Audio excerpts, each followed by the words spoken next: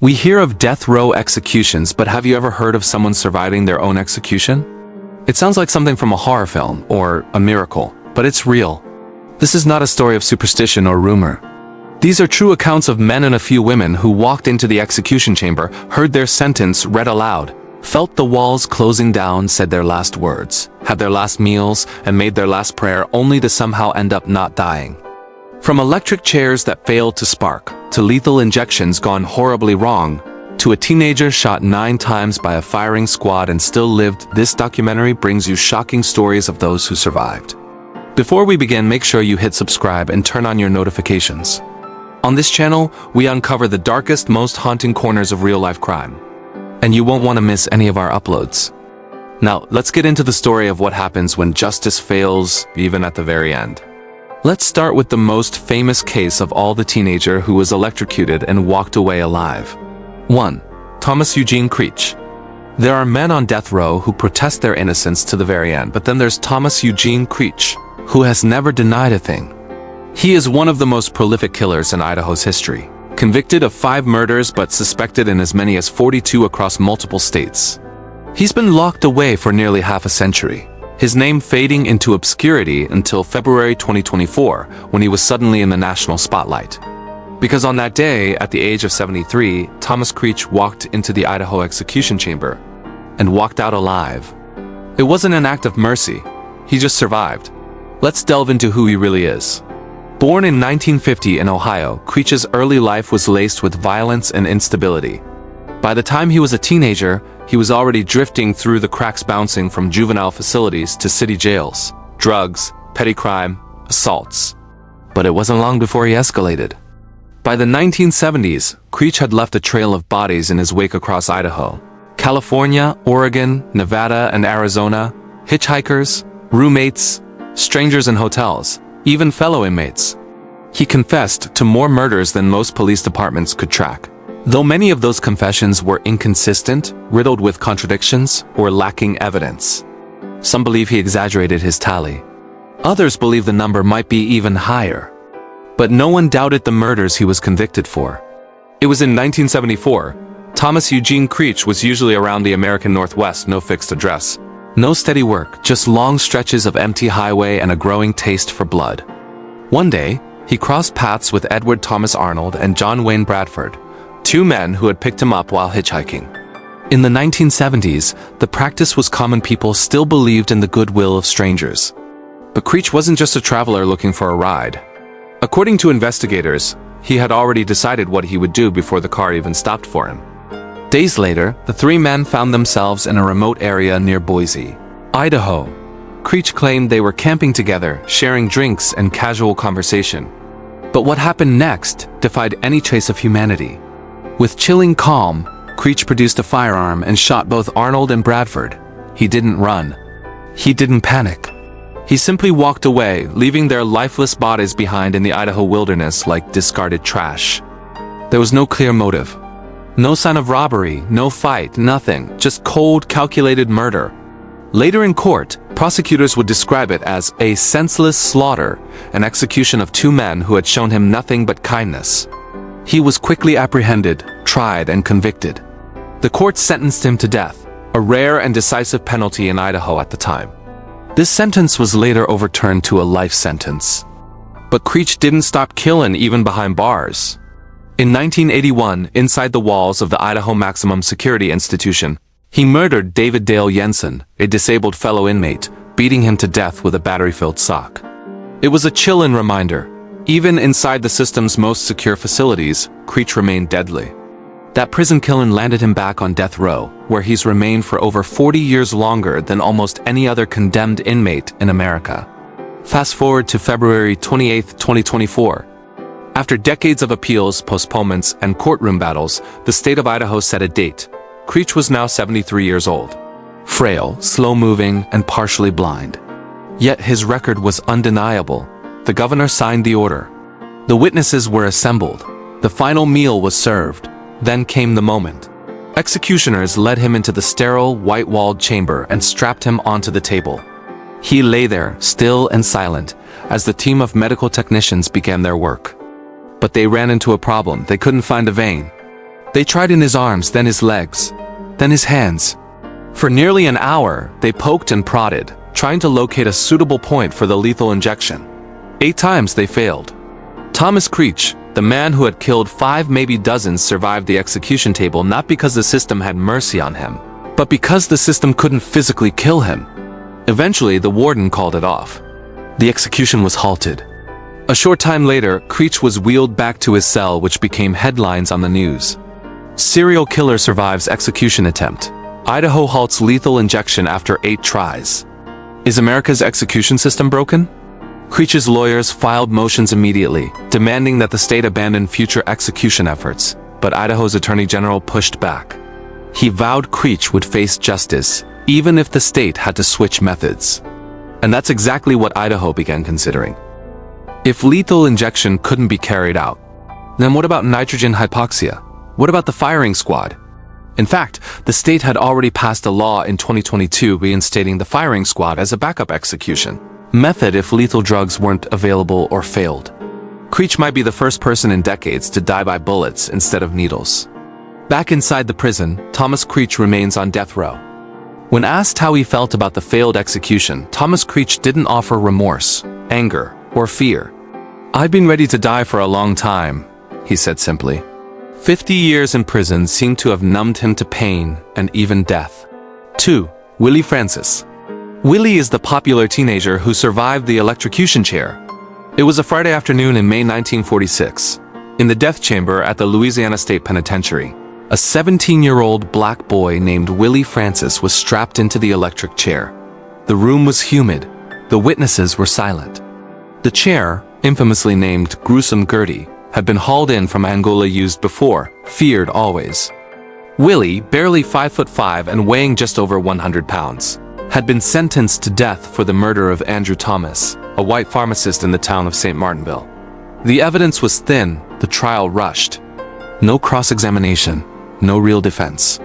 In 1945, a jury of 12 white men deliberated just minutes before sentencing him to death. Willie's murder of Andrew Thomas was as shocking as it was perplexing. Andrew Thomas, a well-known pharmacist in St. Martinville and Willie's occasional employer, had hired the quiet, stuttering teenager for odd jobs around his drugstore and home, sweeping floors, trimming hedges, and running errands. On the night of November 8, 1944, Thomas was discovered shot dead in his bed, 5 bullets to the chest, his body still warm in the dimly lit bedroom. The crime scene bore no signs of forced entry or struggle. Thomas's wallet and watch were missing, and no clear motive emerged. It would take nearly 9 months before Willie, then just 16, was arrested in Port Arthur, Texas, on an unrelated suspicion of drug possession. Police claimed he had been carrying Thomas's wallet in his pocket, though no formal evidence of this was ever introduced at trial. Under intense questioning and without an attorney, Willie initially named others as involved before writing 2 separate confessions. One stated only, "It was a secret about me and him," a cryptic allusion that raised questions about abuse or personal conflict. He described stealing a .38 revolver from an associate, ambushing Thomas late at night in his own home, and shooting him without any clear purpose beyond that hidden secret. Whether it was robbery, vengeance, or something darker remains unknown. But Willie never objected to the state presenting these confessions given under duress against him. His defense was silent, calling no witnesses and offering no objection to their use. Within 2 days, a jury of 12 white men convicted Willie of first-degree murder, choosing death for the boy who claimed there was a secret between him and the man he once worked for. Now, 1 year later, the moment had come. The priest whispered prayers into the boy's ear. The guards checked the straps. The switch was thrown, and then chaos. The chair sputtered, buzzed. Sparks flew, but something was wrong. Willie's body jolted, his back arched, his mouth opened in a twisted scream, but he didn't die. The current was uneven, the voltage too weak, the machinery faulty. He screamed for nearly a minute. Take it off, I'm not dying." His voice cracked through the prison walls. The guards panicked. They fumbled with the switch. Someone yelled that the chair wasn't wired properly. The executioner tried again. More sparks, more jolts. Still Willie remained alive. When they finally stopped, his body slumped, soaked in sweat and urine, but breathing. Willie Francis had survived his own execution. They carried him back to his cell, dazed, trembling, with chemical burns on his legs and arms. His neck had blistered from the leather head strap. But he was alive. And for the first time in American history, the country was forced to confront a chilling question. What do you do with a boy who survives the electric chair? The incident made national headlines. Some called it a miracle. Others called it a disgrace. Civil rights groups called it torture. The state of Louisiana? They called it a scheduling problem. They weren't done with Willie Francis. The state planned to try again. But this time, the case caught the attention of a young lawyer named Bertrand de Blanc. A white attorney from the same town where the murder had occurred, de Blanc was a surprising ally. He argued that forcing Willie to face a second electrocution violated the Eighth Amendment, cruel and unusual punishment. It was psychological torment, he said. A second attempt would make the state no better than the criminals it condemned. The case went all the way to the United States Supreme Court. In a 5-4 decision, the court ruled against Willie. They said that while the first execution had failed, it had been an accident, not an act of cruelty. The state had the right to try again. Willie Francis was sent back to the death chamber. He was 18 now, still soft-spoken, still afraid. On May 9, 1947, just after noon, he was led once more to the electric chair, the same machine that had failed him 1 year earlier. This time, the wires were tested, the screws tightened, the voltage assured. Before the execution, a priest asked if he had any final words. Willie whispered, "Nothing at all." At 12:05 p.m., the switch was flipped. This time it worked. The teenager's body convulsed, locked, and finally went still. Willie Francis was dead. But the questions he left behind never truly died. Was justice served, or was it desecrated? What does it say about a system that straps a child into an electric chair once, and when it fails, simply tries again? Willie's case became a cornerstone in the national debate about capital punishment. Legal scholars dissected it. Historians reflected on it. Civil rights activists cited it as one of the clearest examples of racial injustice in 20th century America. He was poor. He was black. He was alone. And when the system broke, it didn't stop, it doubled down. Decades later, Willie Francis's story still echoes in prisons, courtrooms, and human rights discussions across the country. His life, short, brutal, and ultimately silenced, asks us to confront the darkest corners of justice. And in those corners, the truth is as painful as it is undeniable. Sometimes the system doesn't just fail. It repeats. 3. Doyle Lee Hamm. Doyle Lee Hamm wasn't supposed to live past February 22, 2018. That was the date Alabama set to execute him by lethal injection. His crime traced back to January 24, 1987. When Doyle Lee Hamm walked into the Anderson Motel in Coleman County with a stolen pistol in his pocket and desperation in his bloodstream. Hamm had spent the day spiraling, fueled by drugs, out of money, and seeking an easy target. The motel's night clerk, 26-year-old Patrick Cunningham, was alone on shift. Friendly, soft-spoken. He had taken the job to help support his mother. Surveillance was minimal. Foot traffic was low. And to Hamm, that made Cunningham expendable.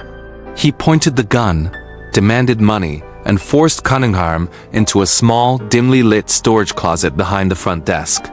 The young clerk complied, handing over what little cash the motel had on hand, barely over $400. But that wasn't enough. Whether it was fear, paranoia, or sheer callousness, Hamm made a choice that would define the rest of his life. He raised the pistol and pulled the trigger. The bullet tore through Cunningham's head. He died almost instantly alone, face down on the cold floor, surrounded by cleaning supplies. Hamm fled the scene and was captured shortly after, still in possession of the murder weapon and a thin wad of stolen bills. There was no mystery about what had happened, no lengthy denials. He confessed. The motive was as bleak as the act itself: money for drugs. It wasn't a crime of passion. It wasn't a tragic accident. It was cold, methodical, and entirely unprovoked. For the next 3 decades, Hamm sat on death row, waiting. But by the time his execution date finally arrived, he wasn't the same man. Years of battling lymphoma and a host of other medical complications had left his body ravaged. His veins, once used for drug injections, now collapsed or hidden beneath scar tissue, were nearly impossible to locate. And that's what turned a scheduled execution into one of the most disturbing and controversial procedures in modern American history. On that February evening, Hamm was strapped to the gurney at Holman Correctional Facility. Executioners entered the chamber, paperwork signed, witnesses seated. They attempted to find a vein in his arms first, then his legs. When those failed, they moved to his groin. They poked, prodded, dug deep beneath the skin with needles. Hamm lay there for over 2 hours as medical staff struggled to establish intravenous access. At one point, according to later reports, they punctured his bladder and nicked his femoral artery, causing internal bleeding. Blood soaked the gurney. Hamm groaned, visibly in pain. He told the team it was unbearable. But still they tried. Eventually, the clock ran out. The execution team stopped. The drugs were never administered. And Doyle Lee Hamm, bleeding, bruised, and exhausted, was carried out of the chamber alive. Witnesses were horrified. Legal observers, journalists, and human rights groups condemned the attempt, calling it torture. The execution wasn't just botched, it had bordered on medieval. The next day, his attorney, Bernard Harcourt, described Hamm's condition in chilling terms: puncture wounds in his legs, ankles, groin, and bladder, a black eye, deep bruises, infection risk, psychological trauma. And yet, the Alabama Department of Corrections issued a brief, dry statement. The execution was called off due to issues accessing suitable veins. Nothing more, no apology. No explanation of how such a critical medical failure was allowed to continue for so long. In the days that followed, a lawsuit was filed, arguing that another execution attempt would amount to cruel and unusual punishment, clear violation of the Eighth Amendment. Harcourt argued that his client had already endured an execution attempt that amounted to torture. Eventually, the state relented. In March 2018, Alabama agreed to a confidential settlement. Doyle Lee Hamm's execution would not be rescheduled. The man who had come within moments of state-sanctioned death would die in prison, but not by lethal injection. In a way, it was the closest thing to a second chance he'd ever get. Hamm remained incarcerated at Holman, a frail, aging inmate under constant medical watch. He died in 2021 from natural causes related to his cancer. But the questions lingered. How could a modern justice system allow such a botched execution to unfold? Why wasn't the medical condition of the inmate given more scrutiny before attempting the procedure? And if death itself is the sentence, how much suffering is too much in carrying it out? For Doyle Lee Hamm, the punishment had been life-ending long before the failed execution. But for the people who watched that night, the ones who saw a man writhe in pain while his body was mined for veins, it was a reminder. Justice may be blind, but it should never be brutal. And yet sometimes it is. 4. Wenseslao Moguel. Several 18th century English convicts like Doyle, Anne Green, and John Hofhand Smith survived hangings due to mishaps or premature declarations of death. Doyle was revived after being taken for post-hanging anatomy study. In the chaos of revolution, justice is often a matter of timing and survival, a matter of sheer will. Wenceslao Moguel didn't expect to see the sun rise again. It was 1915. Mexico was deep in the throes of revolution, a war that had already claimed hundreds of thousands. Governments crumbled and reformed in a matter of weeks. Allegiances changed with the wind, and men like Moguel, they were the foot soldiers, swallowed whole by history. He was barely 25 when they dragged him in front of a firing squad in Merida, Yucatan. Charged with participating in the rebellion, some say as a soldier for the revolution, others say as a sympathizer. It didn't matter. Trials were swift, often non-existent. His sentence had already been decided. Death by firing squad. He was let out at dawn. A priest murmured last rites. His hands were bound. A blindfold tied across his face. The rifles were raised. 8 soldiers. 8 bullets. 1 direct shot to the head. The coup de grace. And then silence. The soldiers walked away, no need to check. No one survives a firing squad, especially not one that ends with a final bullet to the skull. But Wenceslao Moguel did. He lay in a heap among other bodies, his face bleeding, his body riddled with bullets. Somehow the headshot hadn't killed him.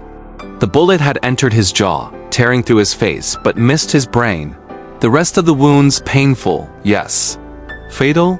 No. He waited. Hours, some accounts say. Until the soldiers were gone, until the buzzards circled and the sun hung high above the square. Then, with every ounce of life he had left, he crawled. His escape was never formally documented by military records. What happened in those harrowing hours remains mostly his own account. But the fact remains, Wenseslao Moguel did not die that day. He fled, bandaged himself in secret, and disappeared into the countryside. And for decades, he lived. His scars told the story better than any words. His jaw never fully healed, the bullet wounds still visible. But what endured was his voice. His survival became a national curiosity, a symbol of fate defied, a man who had walked through the valley of death and lived. Years later, in the 1930s, his story captured the attention of Ripley's Believe It or Not. He appeared on their radio show, telling the tale himself, his voice raspy, slow, unmistakably real. Audiences were stunned. He didn't exaggerate. He didn't need to. The truth was dramatic enough. He became known as El Fusilado, the Executed One. To this day, Wenseslao Moguel remains one of the only documented individuals in history to survive an execution by firing squad, including a final headshot. Why did he live? He never claimed divine protection. He didn't speak of miracles. He simply said he wasn't ready to die. And somehow, the world seemed to agree. On number 5, we have Romell Broom. Before we continue, please subscribe to our channel so you never miss any of our stories. Romell Broom wasn't supposed to die in a hospital bed. On the morning of September 15, 2009, he woke up knowing it would be his last day alive. Ohio's death chamber awaited him. The sentence: execution by lethal injection. For most death row inmates, there's no return from that room.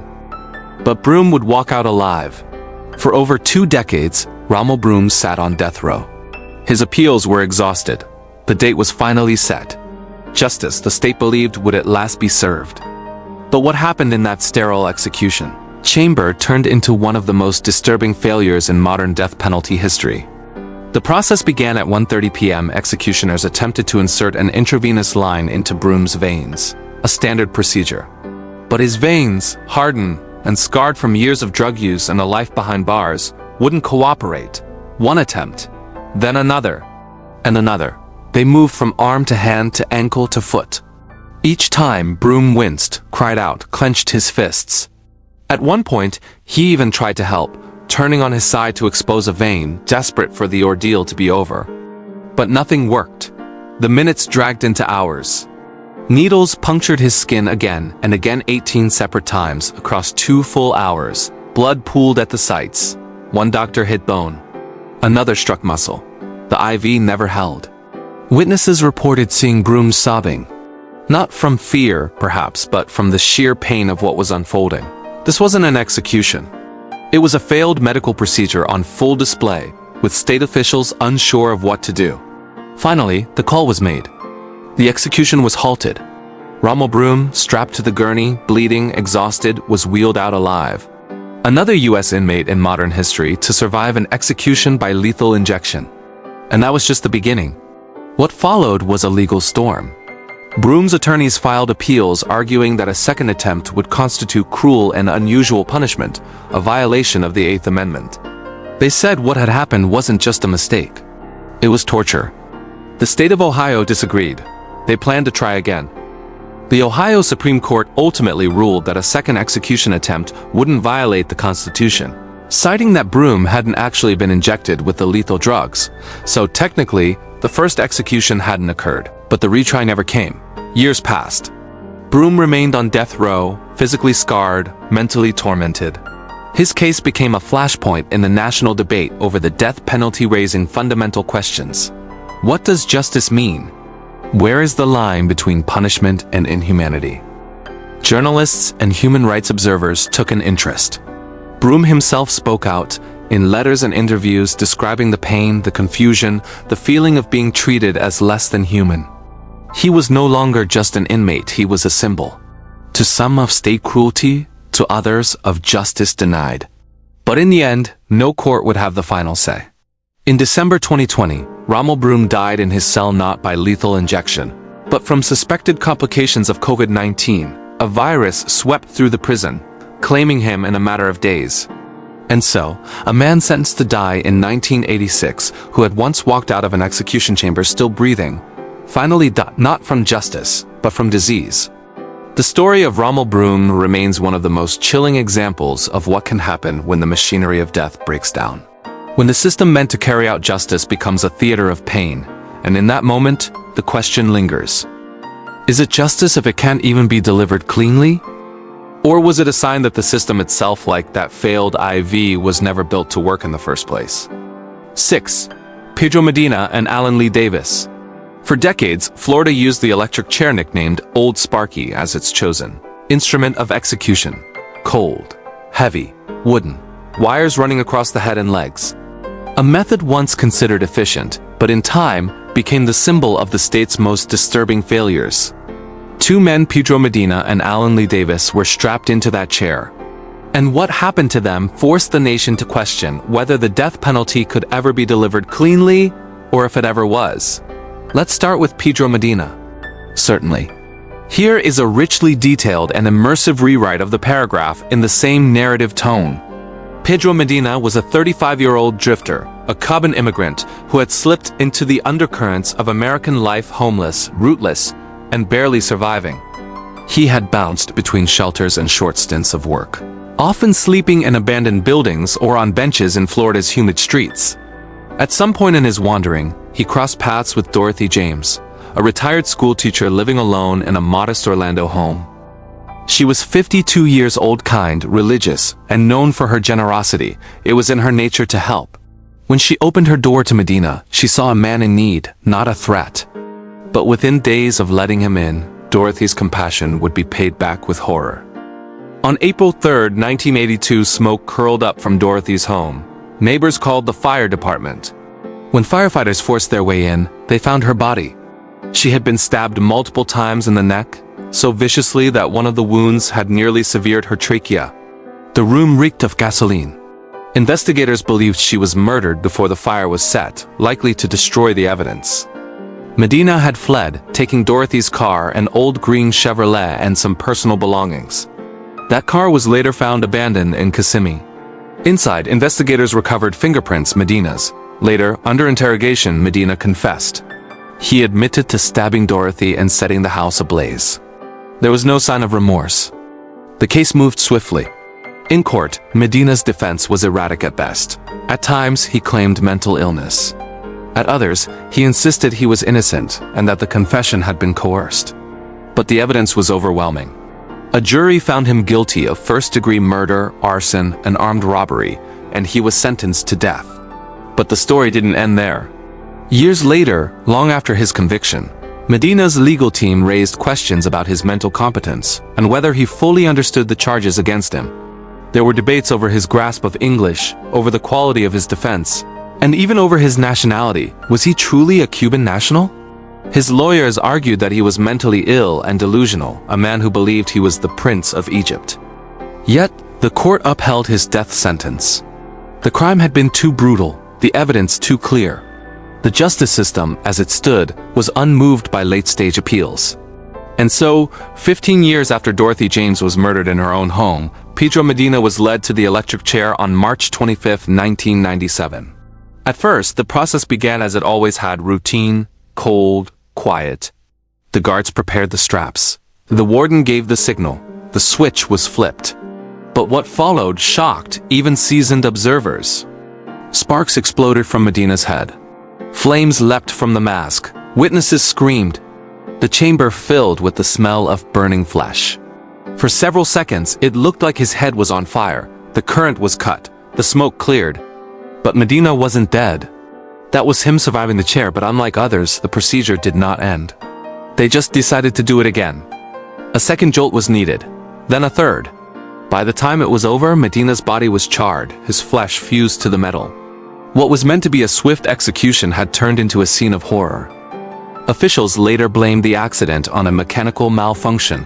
The sponge placed under the headpiece had dried out, allowing flames to erupt, but the damage had already been done. Medina's death triggered a wave of outrage. Allen Lee Davis was already a violent man by the time his name made national headlines. A career criminal with a long rap sheet: armed robbery, assault, and attempted rape. He had spent much of his adult life behind bars or in and out of courtrooms. But nothing in his criminal history quite prepared the public. for what he would do on May 11, 1982.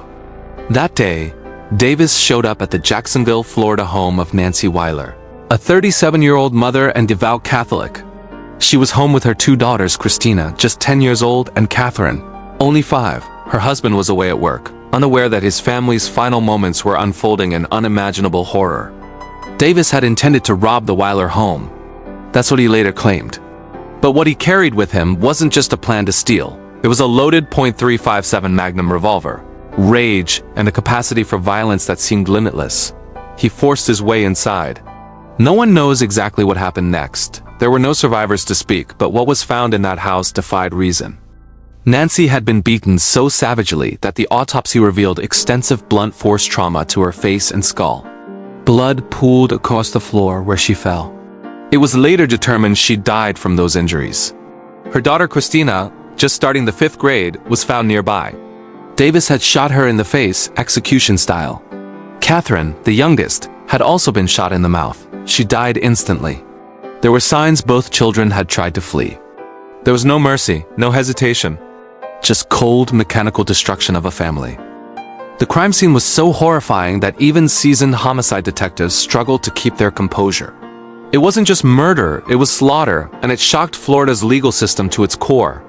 Davis was arrested soon after. The evidence against him was solid: ballistics, witness statements, and his own confession. In court, he showed no remorse, no apology, no visible emotion. Prosecutors didn't have to fight hard to convince the jury that the death penalty was appropriate. In fact, they argued that it was the only appropriate sentence. The jury agreed. In 1983, Alan Lee Davis was sentenced to death for the murders of Nancy, Christina, and Catherine Weiler. For nearly 16 years, he sat on Florida's death row writing appeals, granting occasional interviews, and gaining notoriety among death penalty abolitionists for his claims of an unfair trial. But few could stomach the idea of leniency, not after the photographs of what he had done were entered into the court record. When his execution was finally scheduled for August 1999, it would make headlines again, but this time not just for the crime. Something would go terribly wrong in the death chamber. On July 8, 1999, Davis was led to the chair. He weighed over 350 pounds, a hulky man. The prison doctor had warned. His size could pose risks. Still, the execution went forward. As the current surged through his body, Davis didn't die, not immediately. Blood poured from his nose. His chest heaved violently. Witnesses say he appeared to be gasping. His body convulsed. The first jolt failed. A second was required. And once again the headlines followed. Images leaked of his blood-stained chest. The public demanded answers.